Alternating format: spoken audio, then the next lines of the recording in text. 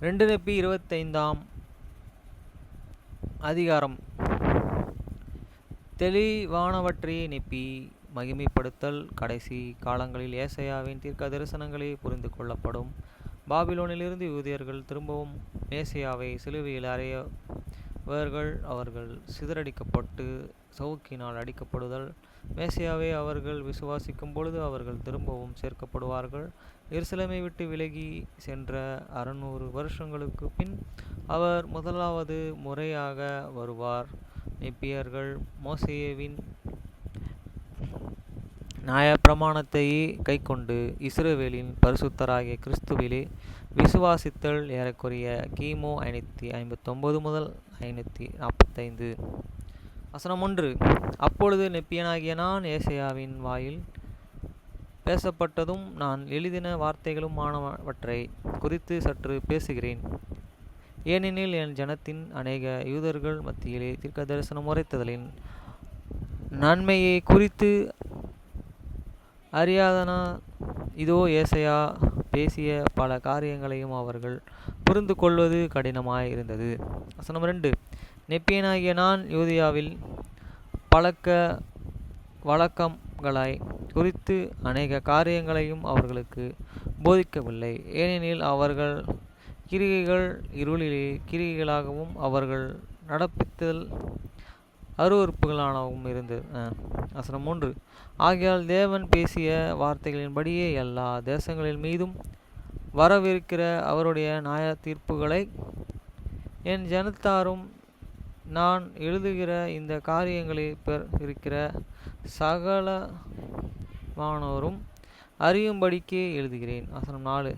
ஆதலால் இஸ்ரவேலின் வீட்டாராகிய என் ஜனமே, கேளுங்கள், என் வார்த்தைகளுக்கு செவி கொடுங்கள். ஏனெனில் ஏசாயாவின் வார்த்தைகள் உங்களுக்கு தெரிவற்றதாய் இருந்தாலும் தீர்க்க தரிசனம் ஆவியினால் நிரப்பப்பட்ட அனைவருக்கும் அவைகள் தெளிவானதாய் இருந்தது. ஆனால் எனக்குள்ளிருக்கும் ஆவியின்படியே நான் உங்களுக்கு ஒரு தீர்க்க தரிசனம் கொடுக்கிறேன். ஆதலால் என் தகப்பனுடனும் நான் எருசலேமிலிருந்து வெளியே வந்த சமயம் முதற்கொண்டு என்னுடன் இருந்து கொண்டு இருக்கிற தெளிவின்படியே நான் தீர்க்க தரிசனம் உரைக்கிறேன். ஏனெனில் இதோ என் ஜனம் கற்றுக்கொள்ள வேண்டும் என்பதற்காக அவர்களுக்கு தெளிவாக பேசுவதில் என் ஆத்துமா களி கூறுகிறது. வசனம் 5. ஏசாயாவின் வார்த்தைகளை என் ஆத்துமா களி கூறுகிறது. ஏனெனில் நான் எருசலேமிலிருந்து வந்தேன். யூதர்கள் காரியங்களையே என் கண்கள் கண்டிக்கின்றன. மேலும் தீர்க்க தரிசனங்களுடைய வார்த்தைகளையே யூதர்கள் அறிந்திருக்கிறார்கள் என்பதை நான் அறிவேன். மேலும் யூதருக்குள்ளே பேசப்பட்ட வார்த்தைகள் அவர்கள் எல்லா மற்ற இந்த ஜனமும் யூதருடைய தன்மையின்படியே போதிக்கப்பட்டு இருந்த மொழியை புரிந்து கொள்வது கூடாத காரியமாயிருந்தது. வசனம் 6. ஆனால் இதோ நெப்பியனாகிய நான் யூதருடைய முறைமையின்படி என் பிள்ளைகளுக்கு போதிக்கவில்லை. நான் எருசலேமில் வாசம் செய்திருக்கிறபடியால் அதை சுற்றிலுமுள்ள பகுதிகளை நான் அறிவேன். மேலும் ஏசாயா பேசின சகலமானவற்றின்படியே யூதர்கள் மத்தியிலே சம்பவித்த தேவனுடைய நியாய தீர்ப்பை என் பிள்ளைகளுக்கு குறிப்பிட்டு இருக்கிறேன். வசனம் அவைகள் நான் எழுதுவதில்லை. வசனம் 7. ஆனால் இதோ என்னுடைய தெளிவின்படியே என் சொந்த தீர்க்க தரிசனத்தையே நான் தொடர்கிறேன். அதிலே அந்த மனுஷனும் தவறு செய்ய முடியாது என அறிவேன். ஆயினும் அவைகளில் சம்பவிக்கும் காலத்தின் நிச்சயத்தை ஏசாயாவின் தீர்க்க தரிசனங்கள் நிறைவேற்றப்படும் நாட்களிலே மனுஷர்கள் அறிவார்கள். வசனம் 8. ஆதலால் மனுபுத்திரருக்கும் அவைகள் மேன்மை உள்ளவைகளாக இருக்கும். அவைகள் அப்படி அல்ல என்று கருதுவர்களுக்கும் குறிப்பாய் பேசின வார்த்தைகள் என் சொந்த ஜனத்திற்கும் மட்டும் வரப்பேன். ஏனெனில் கடைசி காலங்களில் அவைகள் அவர்களுக்கு அதிக மதிப்புள்ளவைகளாயிருக்கும் என நான் அறிவேன். அந்த நாளிலே அதை அவர்கள் உணர்ந்து கொள்வார்கள். ஆதலால் அவர்களே நாளனுக்கும் ஆக நான் அவைகளை எழுதவில்லை உள்ளேன். வசனம் 9. அக்கிரமத்தை நிமித்தம் யூதர்கள் மத்தியில் ஒரு தலைமுறை அளிக்கப்பட்டது போலவே அவர்கள் அக்கிரமத்திற்கு தக்கதாக தலைமுறை தோறும் அளிக்கப்பட்டனர். கர்த்தருடைய தீர்க்க தரிசனங்கள் முன்னுரைக்கப்பட்டால் அவர்களில் யாதொன்று அளிக்கப்படவில்லை. வசனம் 10. ஆதலால் எருசலேமே, என் தகப்பனை விட்டு சென்று உடனே அவர்கள் மீது வரப்போகிற அழிவை குறித்தும் அவர்கள் சொல்லப்பட்டு இருந்தன. ஆயினும் அவர்கள் தங்கள் இருதயங்களையே கடினப்படுத்தினர். என் தீர்க்க தரிசனத்தின்படியே பாபிலோனுக்குள் சிறைப்பட்டு கொண்டு செல்லப்பட்டவர்களாகிய தவிர மற்றவர்கள் அழிக்கப்படுவார்கள். வசனம் 11. அப்பொழுது எனக்குள் இருக்கும் ஆவியின் நிமித்தம் இதை நான் பேசுகிறேன். மேலும் அவர்கள் துக்கி செல்லப்பட்டவர்களாயினும் அவர்கள் மறுபடியும் திரும்பி எருசலேம் தேசத்தில் வாசம் செய்பவர்கள். ஆதலால் அவர்கள் சுதந்திர தேசத்திலே மீண்டும் சேர்க்கப்படுவார்கள். வசனம் 12. ஆனால் இதோ அவர்களிடத்திலே யுத்தங்களின் வதந்திகளும் இருக்கும். வானம் மற்றும் பூமி பிதாவின் ஒரே பேரானவர் வந்து தன்னையே மாமிசத்திலே அவர்களுக்கு வெளிப்படுத்த நாளிலே இதோ அவர்கள் அக்கிரமங்களின் நிமித்தம் அவர்கள் இருதயம் கடினத்தாலும் அவர்கள் எழுத்துக்கள் இருக்கத்தக்கதாலும் அவரை நிராகரிப்பார்கள். வசனம் 13. இதோ அவர்கள் அவைகளை சிலுவையில் அறைவார்கள். அவர்கள் 3 நாட்களையும் கல்லறையிலே வைக்கப்பட்டு பின்பு அவர்கள் தன் சட்டையிலே குணமாக்குதலுடன் மருத்துவரிலிருந்து எழுப்பப்படுவார். அவரின் நாமத்திலே விசுவாசிக்கிற யாவரும் தேவனுடைய ராஜ்யத்தில் ரகசியப்படுவார்கள். ஆதலால் நான் அவர்களுடைய நாளை கடினமாலும் அவருடைய பரிசுத்த நாமத்தை என் உள்ள துதிகளாலும் என் ஆத்துமா அவரை குறித்து தீர்க்க தரிசனம் உரைப்பதிலும் களி கூறுகிறது. வசனம் 14. மருத்துவரில் இருந்து மேசையா உயிர்த்தெழுந்த தன் நாமத்திலே விசுவாசிக்கிற யாவரும் தன்னுடைய ஜனத்திற்கு தன்னையே வெளிப்படுத்திய பின்பு இதோ எருசலேம் மறுபடியும் அழிக்கப்படும். தேவனுக்கு அவருடைய சபையின் ஜனங்களுக்கு விரோதமாக சண்டை இடுகிறவர்களுக்கும் ஐயோ. வசனம் 15. ஆதலால் எல்லா தேசங்களும் யூதர்கள் சிதறடிக்கப்படுவார்கள். ஆம், பாபிலோனும் அழிக்கப்படும். ஆதலால் மற்ற தேசங்கள் யூதர்கள் சிதறடிக்கப்படுவார்கள். வசனம் 16. அவர்கள் சிதறடிக்கப்பட்டு மனுஷனாலும் யாவருக்குள்ளுமான மற்ற பாவ நிவர்த்தி தேவனுடைய குமாரனாகிய கிறிஸ்துவிலும் விசுவாசத்திலும்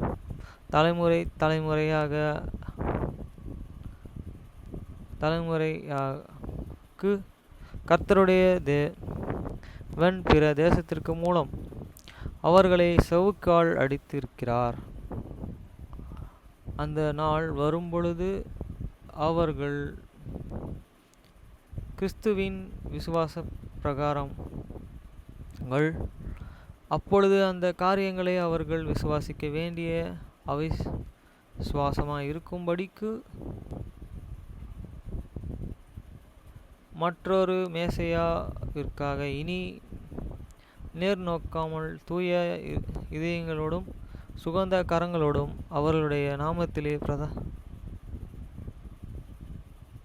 கொள்வார்கள், பிதாவை தொழுது கொள்வார்கள். வசனம் 17. கர்த்தர் மறுபடியும் 2வது விசை தன் ஜனத்தையே தொலைத்த மற்ற விழுந்த நிலையில் இருந்து திரும்பவும் சேர்க்கப்படும் படி தன் கரத்தை நீட்டுவார். ஆதலால் மனுபுத்திரர் மத்தியிலே அவர் ஒரு பொறுப்பதிலும் ஆச்சரியமான கிரியை செய்ய புறப்படுவார். வசனம் 18.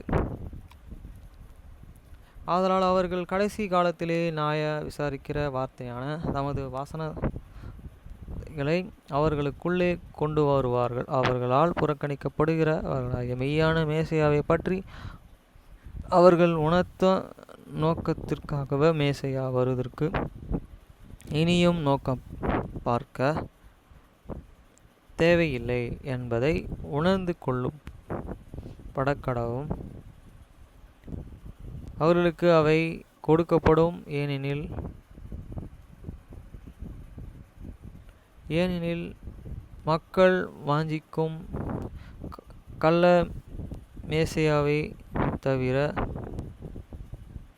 அங்கே ஒருவன் வரான். ஒரு மேசியாவை பற்றி தான் தீர்க்க தரிசனத்தால் பேசப்பட்டு இருக்கிறது. அந்த மேசியா யூதர்களால் புறக்கணிக்கப்பட வேண்டும். வசனம் 19 தீர்க்க தரிசனங்கள் வார்த்தி எங்களுக்கு தக்கதாக எருசலேமை விட்டு தன் தகப்பன் வந்த கள்ளத்தில்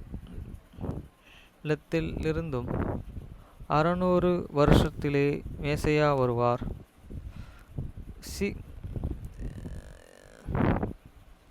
தீர்க்க தரிசனங்களின் வார்த்தைகளை மற்ற தேவனுடைய தூதனின் வார்த்தைகளின்படியே அவர்கள் நாம் தேவனுடைய குமாரனாகிய இயேசு கிறிஸ்து மன்னிப்பார்.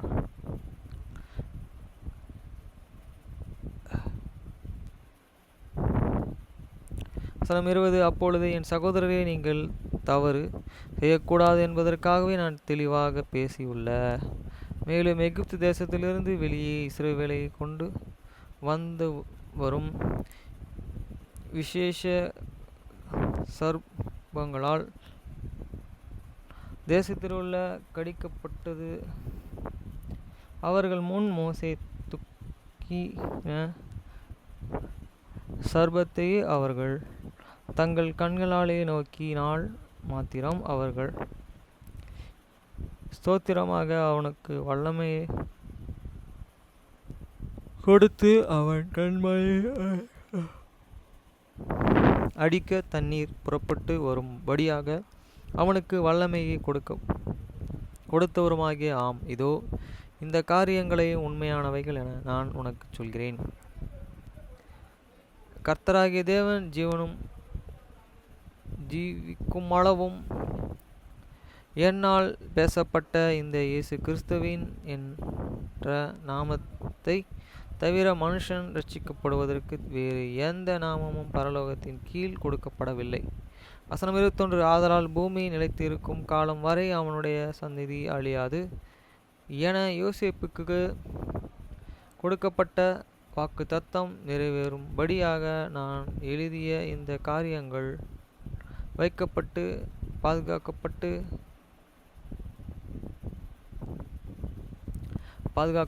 என் சந்ததிக்கு தலைமுறையாக கொடுக்கப்படும். என் வாக்குத்தத்தம் இந்த நோக்கத்திற்காகவே கர்த்தராகிய தேவன் எனக்கு வாக்களித்தார். வசனம் 22 ஆதலால் உலகம் எவ்வளவு காலம் நிலைத்து இருக்குமோ அவ்வளவு காலம் தலைமுறையாக இந்த காரியங்கள் செல்லும். அவைகள் தேவனின் சித்தம் மற்றும் பிரியத்தின்படியே செல்லும். அவைகள் வைத்திருக்கும் சகல தேசங்கள் அவைகளாலே எழுதப்படாதிருக்கிற வார்த்தைகளின்படியே நியாய தீர்ப்புப்படுவார்கள்.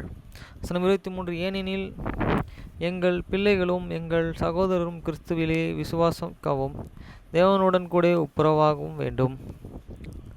அவர்களுக்கு உணர்த்துவதற்கும் எழுதுவே நாங்கள் கருத்துடனே பிரயாசப்படுகிறோம். ஏனென்றால் நமக்கு முடிந்த எல்லாவற்றையும் செய்ய பின்பு கிருபையாலே ரட்சிக்கப்படுகிறோம் என்பதை. வசனம் 24 நாங்கள் கிறிஸ்துவிலேயே விசுவாசித்தாலும் மோசேயின் நியாயப்பிரமாணத்தை கைக்கொண்டு நியாயப்பிரமாணம் நிறைவேறும் மட்டும் கிறிஸ்து நடப்பிக்கையை எதிர்பார்க்கிறோம். வசனம் 25 ஏனெனில் இந்த நோக்கத்திற்காகவே நியாயப்பிரமாணம் கொடுக்கப்பட்டது. ஆகவே நமக்கு நியாயப்பிரமாணம் மரித்த நம்முடைய விசுவாசத்தின் நிமித்தம் கிறிஸ்துவிலே உயிர்ப்பிக்க பெற்றவர்களும் இருப்பினும் நாம் கடைசி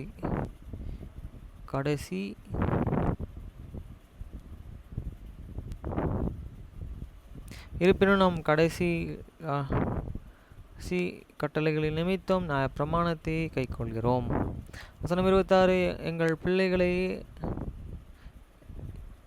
தங்களுடைய பாவங்களில் மன்னிக்க அதற்காகவே இதை என் நோக்க வேண்டும் என்று அறியும் பொருட்டு நாங்கள் கிறிஸ்துவை பற்றி பேசுகிறோம், கிறிஸ்துவில் களி கூறுகிறோம், கிறிஸ்துவை பற்றி பிரசங்கிக்கிறோம், கிறிஸ்துவை குறித்து தீர்க்க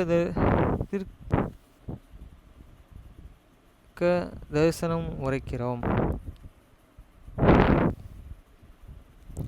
எங்கள் தீர்க்க தரிசனங்களின்படியே நாங்கள் எழுதுகிறோம். வசனம் 27. ஆதலால் எங்கள் பிள்ளைகள் உயிரற்ற நியாயப்பிரமாணத்தை குறித்து அறியும்படிக்கும் நியாயப்பிரமாணத்தை குறித்து தாங்கள் பேசுகிறோம். நியாயப்பிரமாணத்தின் உயிரற்ற தன்மை மூலம் கிறிஸ்துவிலிருந்து அந்த ஜீவனை அவர்கள் எதிர்நோக்கி பார்க்கலாம். என் நோக்கத்திற்கு நியாயப்பிரமாணம் கொடுக்கப்பட்டது என்பதை அறிந்து கொள்ளும். கிறிஸ்துவில் நியாயப்பிரமாணம் நிறைவேறி பின்பு அதாவது நியாயப்பிரமாணம் முற்று பெற்று பின்பு அவருக்கு விரோதமாய் தங்கள் இருதயங்களை அவர்கள் கடினப்படுத்த தேவையில்லை. வசனம் 28. அப்பொழுது இதோ என் ஜனமே, நீங்கள் வணங்கா கழுத்துள்ள ஜனம் இருப்பதின் நிமித்தம் நீங்கள் தவறாக புரிந்து கொள்ள கூடாது என்பதற்காகவே நான் தெளிவாக உங்களிடம் பேசினேன். மற்றும் நான்